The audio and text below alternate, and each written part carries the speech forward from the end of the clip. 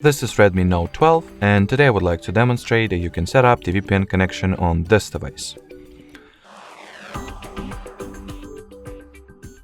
So the first order of business is to download and install the free third-party app that is called Turbo VPN. That is the tool that actually allows you to hassle-free set up or connect your device to VPN.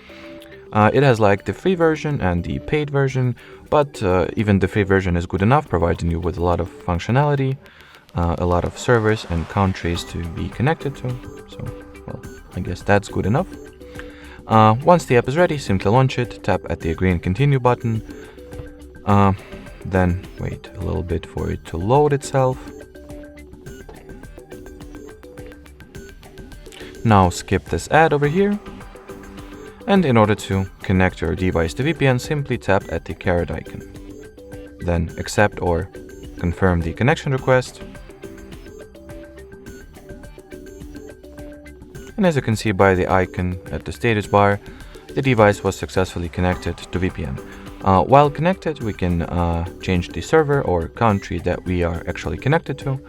So let's say I'll connect myself from Netherlands to Singapore.